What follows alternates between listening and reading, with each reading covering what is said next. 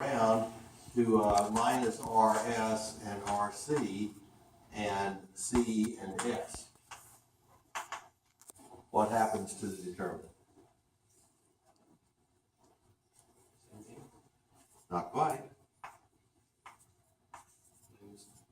Negative. And so here I have minus R times, C times RC.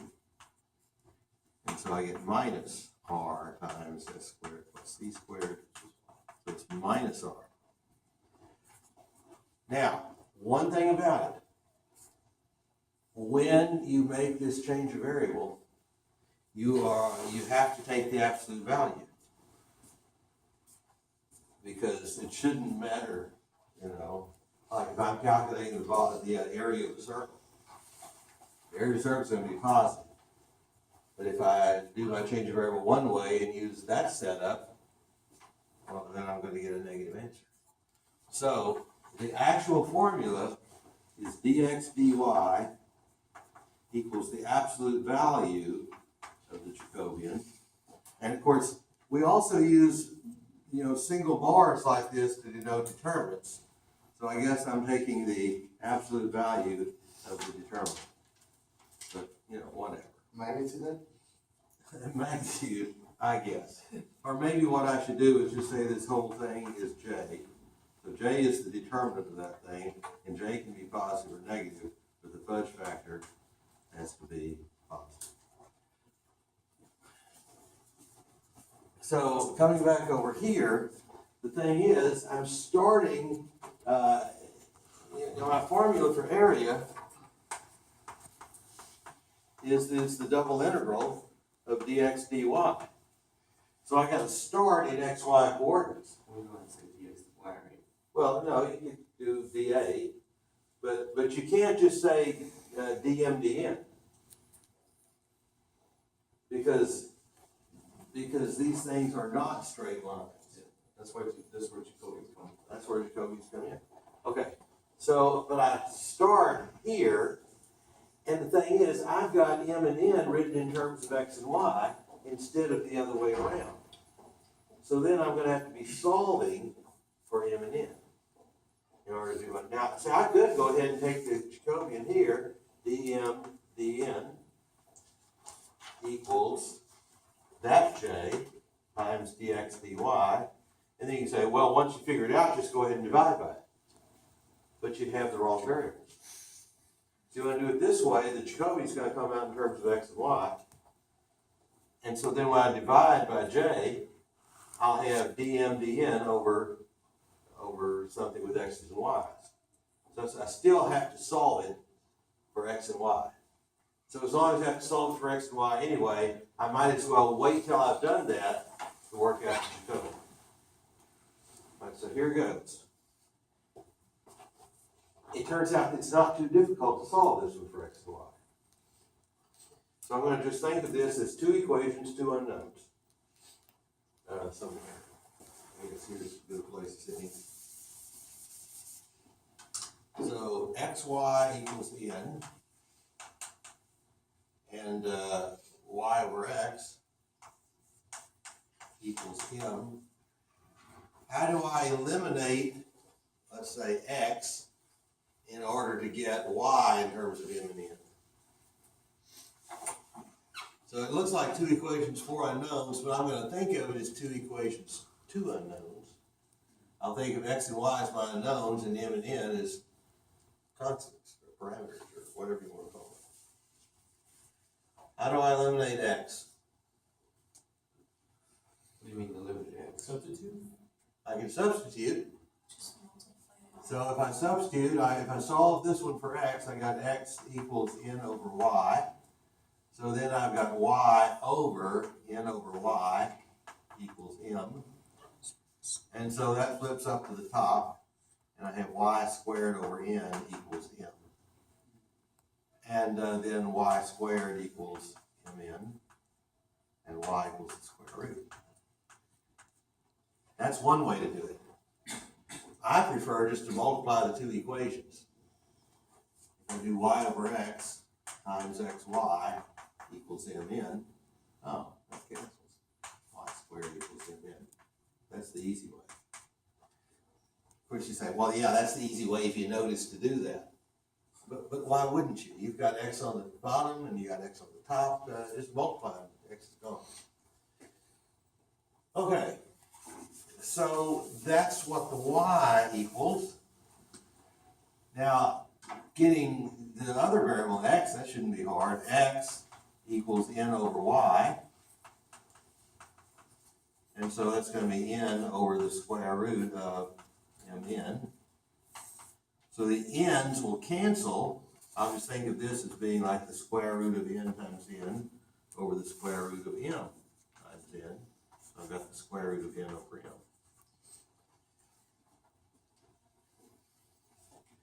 And now, by the way, if you did this Jacobian, just the way it stands, with x and then y, and then m and then n, you know, keeping both sides in alphabetical order, you will get a minus. Ugh. So I'd have to do the absolute values. So what I would ordinarily do is just switch my letters. Switch my letters, that's the same as switching the columns. But I'm not going to bother with that because there's something else that occurs to me. I'm not wedded to these variables m and n. I got square roots there. Yeah. But look, they're consistent square roots. Why don't I just go ahead and say the square root of n is going to be one new variable and the square root of m is going to be another new variable. And I'm going to break my alphabetical order here. I'm going to replace the square root of n with p and the square root of m with q. So it's going to be p over q. That's called being opportunistic. You know, fly by the seat of your pants, that kind of thing. So once I've done that, then, you know, like I said, I've got x equals p over q, and I've got y equals p times q. All right, because where's y? Square root of m is q, and the square root of n is p.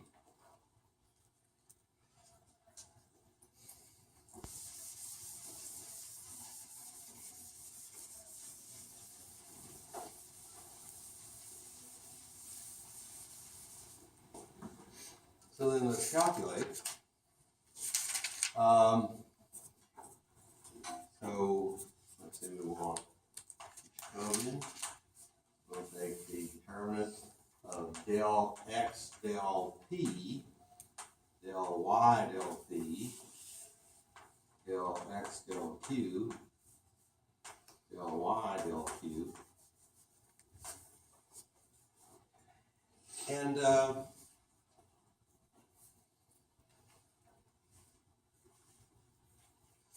the thing is, I knew to set it up this way rather than switching the columns, you know, rather than calling this one P and that one Q, because I just want to make sure that what I have at the top left here is a plus.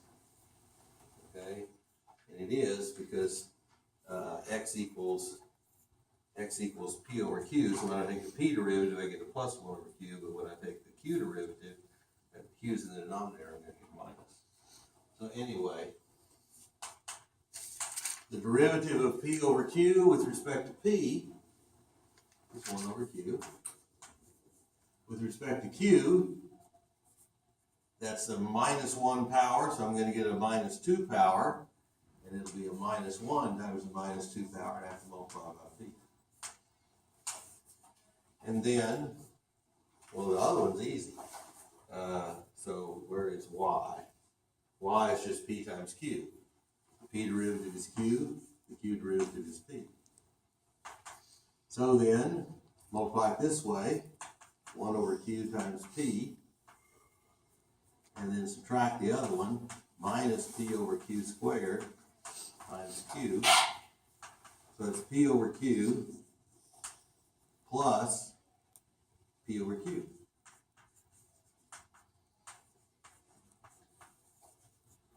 All right.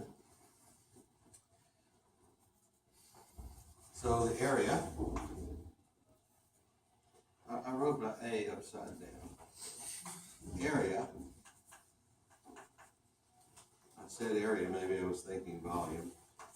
Double integral of dx dy over, I never did name the region, I guess I'll just call it R. And so I'm gonna get a double integral of 2p over q times dp dq. Now, it's all for naught unless we can figure out the limits. But the limits are going to be easy. Here they are right now. So, For n, it's gonna be from 1 to 4. for n, it's going to be from 1 to 4. So what's it going to be for p? For p? Oh, there's no. Oh, wait a minute. Oh, it's not 1 to 2. 1 to 2. And for n, it's now gonna be from 1/2 to root 2. Okay. Yep. 1/2 to root 2. So just looking at that. So that's what m is doing, but this is the same thing as p squared. Or was it q squared? Square root. So m and q are related. Oh, yeah. Q squared. All right. And it separates. So I've got the p integral goes 1 to 2, and it's just, well, I think I'll keep the 2 with the p, because then that's going to make a nice, 2x dx or 2p dp sort of thing. And the integral of dq over q from 1/2 to root 2. So I just get, like I said, p squared from 1 to 2. Too bad it's not this is the one that has the square roots, but oh well. Times log of q from 1/2 to root 2. So this will be 4 minus 1. And this will be log root 2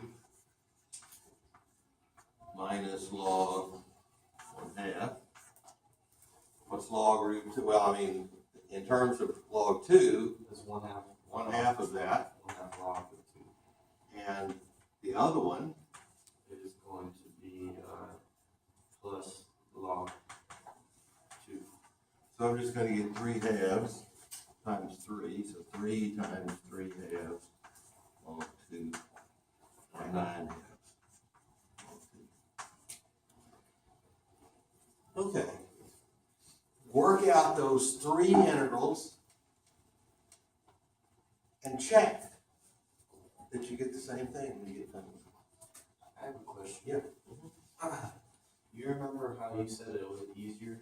Or I wasn't sure actually why we ended up using P's and Q's, but I did mine and I think I got like 2y over x or something like that.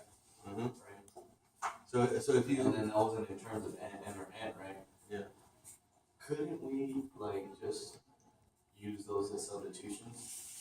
yes, except that you eventually have to write it in terms of either m's and n's or p's and q's, but what you've got to do is in terms of x and y's. Yeah. So you're going to have to solve for them eventually anyway. So I said, well, let's just go for it right at the beginning. That's why I like trig intervals, trig substitutions better than u substitutions. Because trig substitutions, you've already got the old variable in terms of the d. Do you have a question? Yeah, can we use polar? Couldn't we use polar coordinates? Polar? Well, except, all right, I can do, constant value of theta to constant value of theta, but, well, I don't know, what would it be? So I've got xy equals 4, let's say. That's my boundary, so what is that for the other one? I've got r cosine theta, r sine theta equals 4. So r squared equals 4 over sine theta cosine theta, which means that r is going to be Too awful.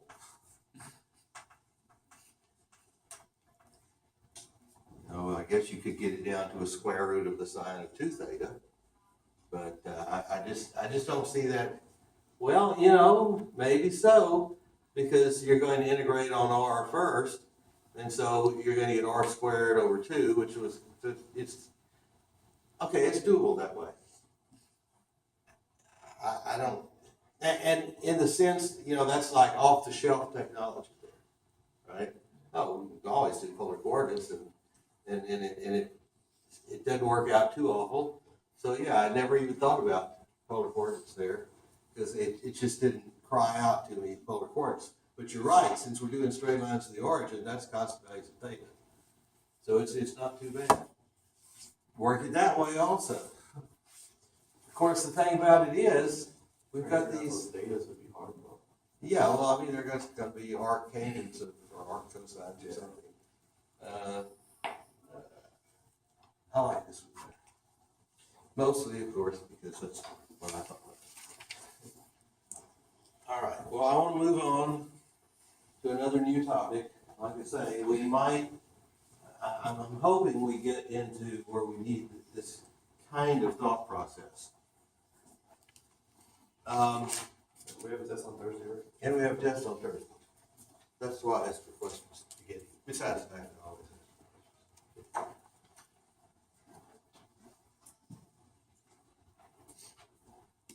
Still hearing no more questions. I will start on the next topic. The next topic is surface area. They do surface area to start with in chapter 14. I like to have my surface area packed in there with my surface intervals, so I like them all in the same chapter. But what he does, he has surface area just for functions of x and y. Just like in calculus 2, first you learn arc length for functions of x. You know, square root of 1 plus f prime of x squared, that kind of thing. And then later on, at the end of calculus 2, you learn to do it for parameterized curves, you learn to do it for polar coordinates. But I want to just, from the get-go, take the point of view that we're going to have in chapter 15 when we're doing surface intervals. Surface area is the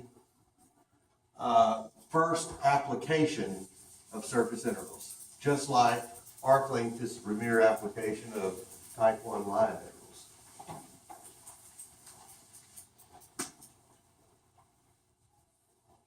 But to do this, we're going to have to talk about parameterized surfaces. I'm not going to start out talking about functions of x and y first.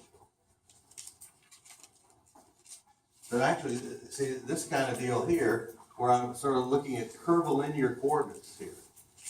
So I've got a little coordinate grid, but instead of straight lines, I've got curves in one direction and straight lines in the other direction. Well, that's what I'm going to do on the surface. And I've probably drawn this picture already this semester. I know I have with my former students that are coming back, buttons for punishment on Friday mornings. They're at U of H now, but we're working out a few things, including curvature of surfaces and that kind of thing.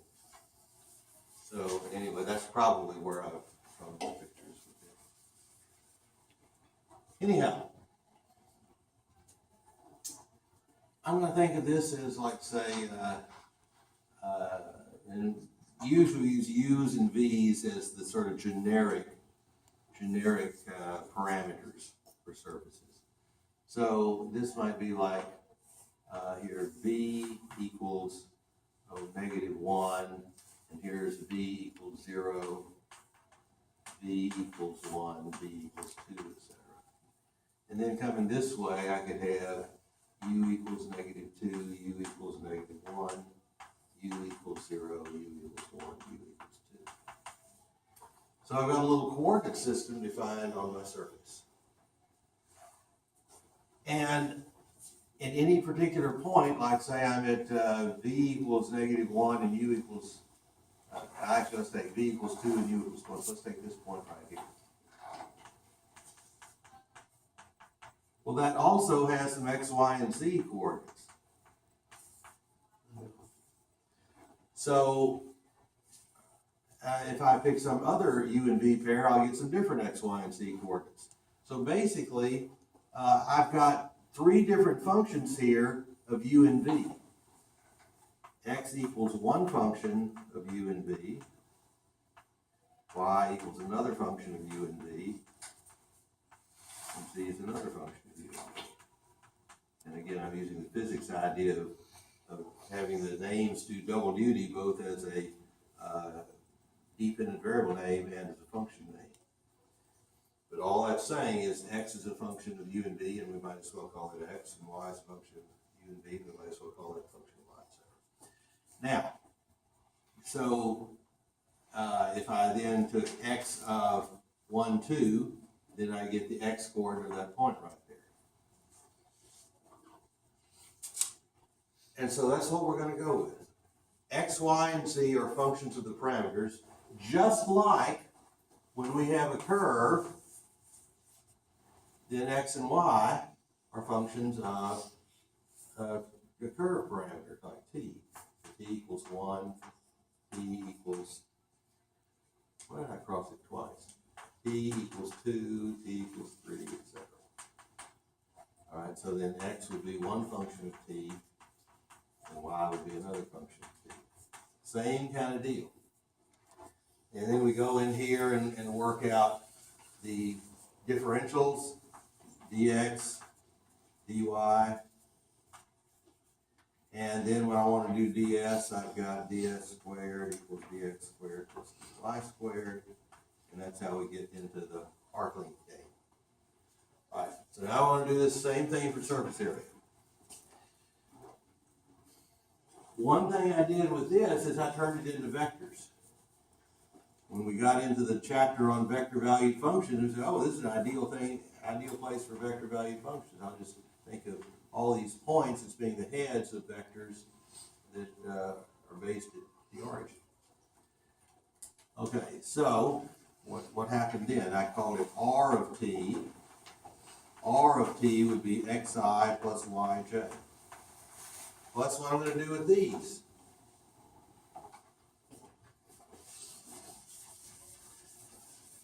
And let me look to the book and make sure that I know what notation they use. I knew I was talking about this. Okay, they use a little r. But just like over there it's a little r, over here it's going to be a little r. So little r, vector little r, of u and v is going to be that x of u and v, I, plus, etc.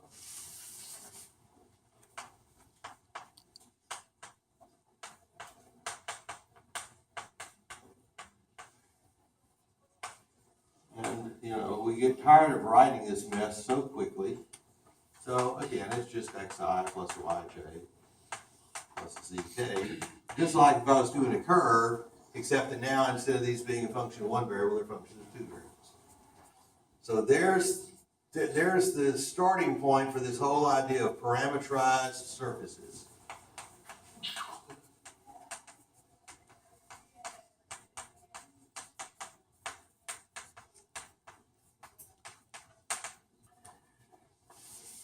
And then we get going. So I need to set up something that's going to make me think of a surface area. And it's going to involve derivatives because, you know, when you get right down to it, with this square root of dx squared plus dy squared, what we're really doing is taking x prime and y prime, making a vector out of it. Where'd that vector come from? Oh, the derivative of this. Take the magnitude and you look at that. So ds is the magnitude of r prime pt. And we're not quite going to reason by analogy here, but we're going to come close to reasoning by analogy. Because surface area is just inherently more complicated than our. I know I'm going to want some derivatives, so here goes. Let's take a derivative. So I might write it as r sub x, but in any case, that's the that is del x del. Oh, I'm sorry, not x. R sub u. So it'll be del x del u times I plus del y del u times j plus del z del u times k. I'll do the same thing for r sub v. But let's interpret these. When you do a partial derivative, you're holding all but one variable constant. Well, here we only have two independent variables, u and v.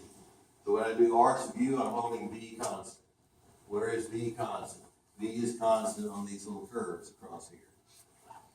So if I were looking at this point right here, and I wanted to take the derivative with respect to u, well, that means u is increasing this way, so I'm going to get an arrow, a vector, pointing along here. But if I take the v derivative, well, I'm going to hold u constant, that'll be like this. Okay? Could it be the other way? You mean pointing that way? Yeah. Well, that would be in the direction of decreasing v. Oh, if it was decreasing. And always increase. So this. It depends on the problem. Well, it depends on how you choose to label it. I label it by saying, well, as I go further that way, the v is increasing, so that's the way the vectors are pointing. Now, so which of those derivatives do we use for surface area?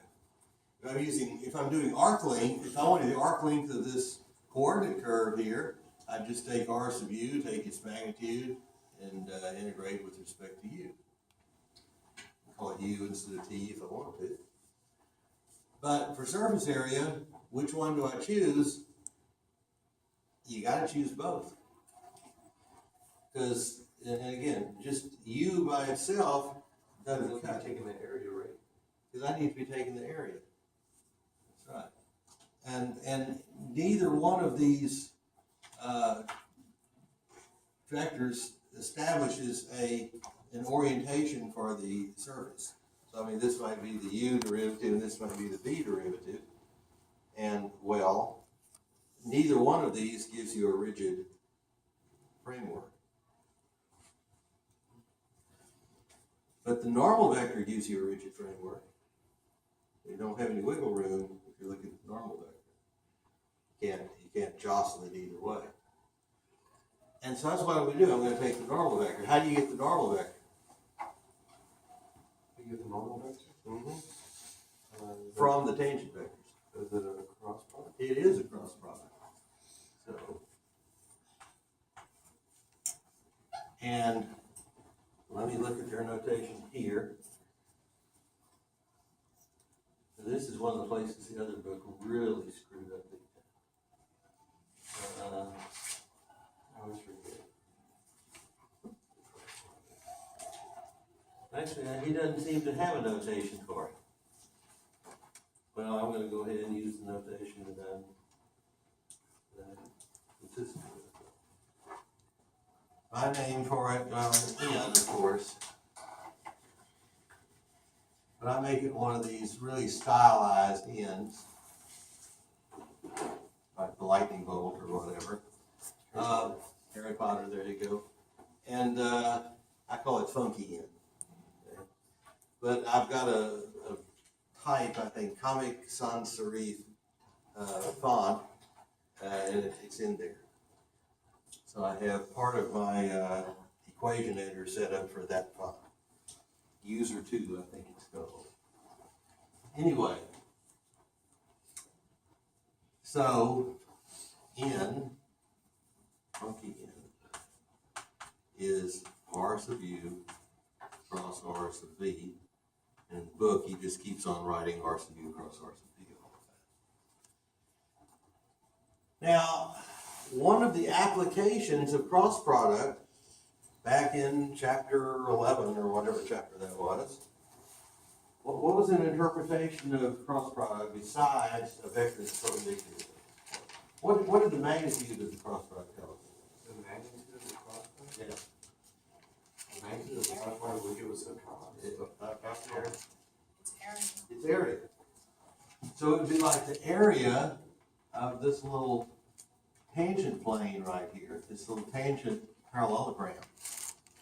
And by the way, these are not necessarily right angles here. This is a right angle, Yeah, for sure. but these two vectors are not right angles. In a lot of important parameterizations they are, like spherical coordinates, but we'll get to that in a minute. So anyway, this little area here is the magnitude of that normal vector. And if I then had a little du and dv in here with it, du, dv, I know you can't read them, but this is du this way and dv that way. And I could just sort of plaster those all over this little parallelogram. Well, anyway, what I'm going to do to get the area is to integrate the normal vector, the magnitude of normal vector, with respect to u and v. And I'm not going to beat around the bush about it any further. I give sort of my arm waving explanation, my plausibility arguments for arc-length. Here I'm just going to say surface area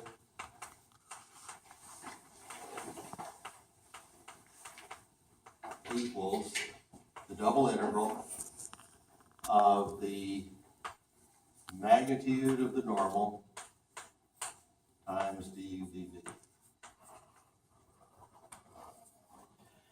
And usually we think of, when I'm going to do a geometric measurement like area or volume or angle or whatever, if it's going to be an integral, I'm going to be integrating an element. So I'm going to use ds as the area element, surface area element.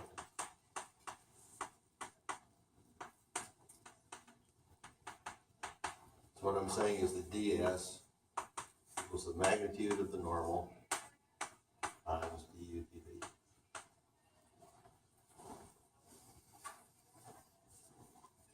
And the normal is the cross product. The vectors in the cross product are the tangent vectors, which are the derivatives of the parameterization. All right, so